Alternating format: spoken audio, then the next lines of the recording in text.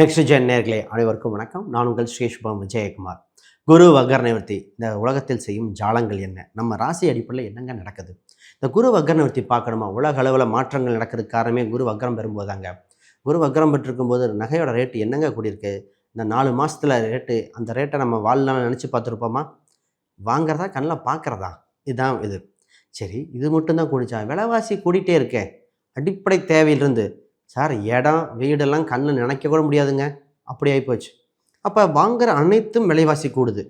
Right, இது மட்டுமா? கையிருப்பு பணம் கரையுதே. நிறைய பேத்துக்கு திருமண பேச்சுவார்த்தை வரைக்கும் தடை ஏற்பட்டது. இது அத்தனைக்கும் காரணம் குரு என்ற ஒரு சுபகிரகம் மாறி இருப்பது. சுபகிரகம் வந்தவுடனே இந்த குரு வக்ரத்தில் ஃபஸ்ட்டு குரு வக்ர நிவர்த்தி, சுக்கரன் உச்சம் பெறுது. சுக்கரன் உச்சம் பெறனால என்ன சார்? சுக்கரனுங்கிறது 16 வகை செல்வத்துக்கு அதிபதிங்க.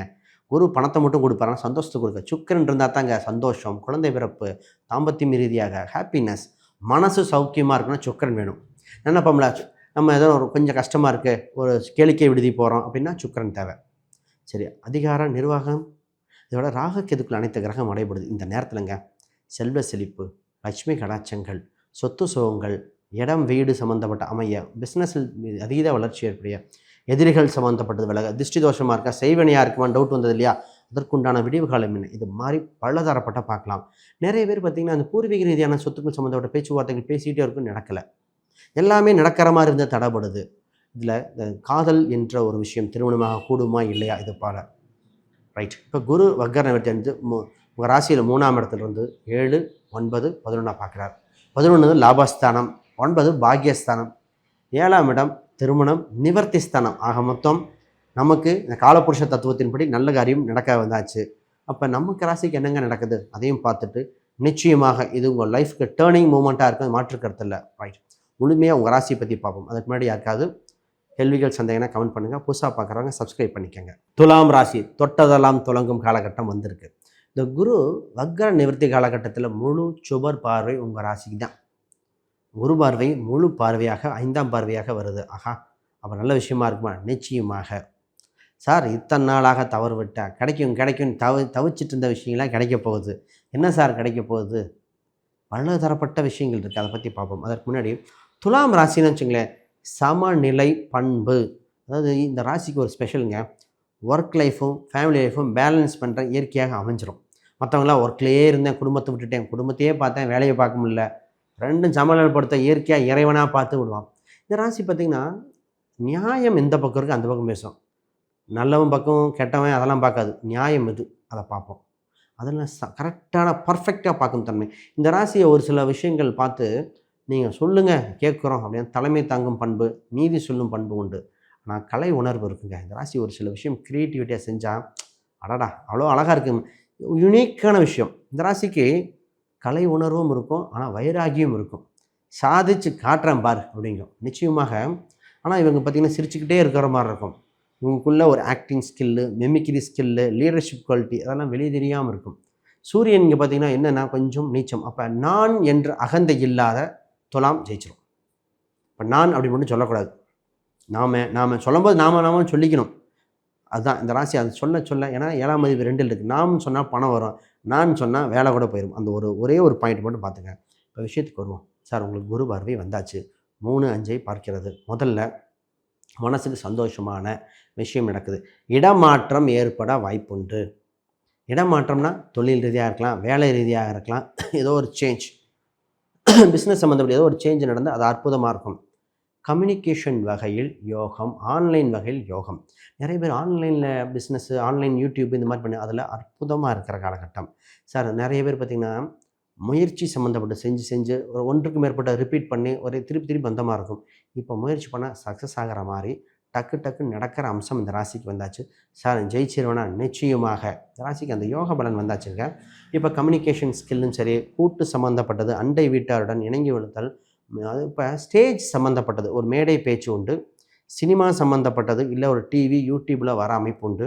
நான் ஒருத்தர் வயசானவர் சொன்னேன், இந்த மாதிரி அமைப்பு இருக்குங்கன்னு. சார் எங்களுக்கெல்லாம் என்னங்க அப்படின்னு. அவங்க ஊர் வட்டார பகுதியில் வந்து ஒரு நியூஸ் சேனலில் வந்தாங்க. அது இன்னும் சொல்லுவார், என் வாழ்க்கையில் வருவானேன்னு. நான் சொன்னேன், நான் சாதாரண பத்திரிக்கையில், கல்யாண பத்திரிக்கை வந்தவன் சினிமா பத்திரிக்கையில் வர அளவுக்கு வந்துச்சு. அவர் அந்த விதி ரூல் வரும்போது சொன்னேன், அந்த மாதிரி அமைப்பும் உண்டு.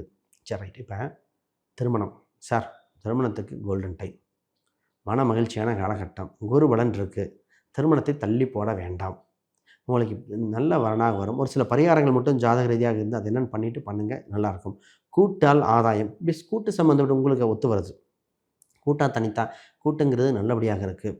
உங்கள் பேச்சு சம்மந்தப்பட்டதில் ஆதாயம் ஏற்படும். உங்கள் ராசிக்கு 5ஆம் வீட்டை குரு பார்க்குதே. 5ங்கிறது சார் புத்திரஸ்தானம், குலதெய்வ ஸ்தானங்கள். இப்போ குலதெய்வ கோயிலில் ஏதாவது ஒரு கட்டளைகள் ஏதாவது கேட்டாங்கன்னா கொடுக்க முடிஞ்சால் கொடுத்துருங்க, நிச்சயமாக இருக்கும். குழந்தையை பற்றி சிந்தனை. இந்த ராசிக்கு குழந்தையை பற்றி தாங்க ரொம்ப வருத்தப்பட்டது. குழந்தை இருக்குமா, குழந்தை இல்லையா, அதை பற்றி ஒரு சிலருக்கு. குழந்தைக்கு உடம்பு சரியில்லைன்னு வருத்தப்பட்டது. அப்போ குழந்தைக்கு ஏதாவது நல்லது பண்ண முடியுமா, நான் சம்பாதிக்கிற பணம் இப்படியே போகுது. அதோட இந்த ராசி ஒரு சொத்துக்காக ஆசைப்பட்டு, சொத்து சம்மந்தப்பட்டது கொஞ்சம் ரிஸ்க் எடுத்து மாட்டிட்டாங்க. ஆஹா, கடனே போகுதே, குடும்பத்துக்கு ஒன்றும் பண்ண முடியலையே அப்படின்னு. இப்போ இந்த கடன்லேருந்து மீண்டு வர ஒரு சில பொருளை விற்று, ஒரு நகையோ ஒன்று சொன்ன நகையெல்லாம் கொடுத்து வர மாதிரி இருக்கும். இப்போ கடனை குறைக்க ஒரு சில ராசி ரீதியாக கோயில் வழிபாடுகள், ஒரு சில கோயில் வழிபாடு பண்ணால் நிச்சயமாக டெவலப் ஆயிருவீங்க. அதாவதுங்க, உங்களுக்குன்னு ஒரு ராசி இருக்கும். இந்த அம்சம் என்ன கோயில், என்ன வழிபாடுகள் பண்ணால் டெவலப் ஆகும் தன்மை உண்டு. அதை பண்ணால் நிச்சயமாக மீண்டு வந்துடுவீங்க.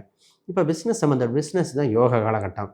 இப்போ பிஸ்னஸ் உங்கள் 10க்குரியவர் உங்கள் ராசியிலே வந்து அதை குருவாக்கும்போது உங்களுக்கு பிஸ்னஸ் சம்மந்தம் மிகப்பெரிய ஆப்பர்ச்சுனிட்டி வருது.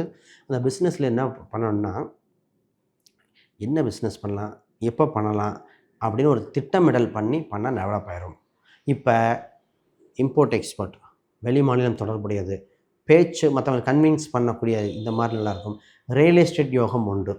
சொத்து சுகங்கள் சேர்க்க ஒரு வழி வரக்கின்றன. ஆனால் கொஞ்சம் கடனை குறைத்து வாங்கணும், இல்லை கடன் வாங்காமல் பண்ணணும். இந்த ராசிக்கு ஒரு உள் உணர்வு திடீர்னு தோன்றும். அதாவது நைட்டு தூங்கும்போது இன்ட்யூஷன் பவராக ஏதோ ஒன்று தோணும். அது நிச்சயமாக வழி நடத்தும். என்ன வேலை பளு தான். வேலைக்கு போகிறவங்க தான் சார் இப்போ பார்த்தாலும் வேலை வேலை வேலைன்னு இருக்கோம். 24 ஹவர்ஸ் வேலை செய்கிற மாதிரி இருக்குது.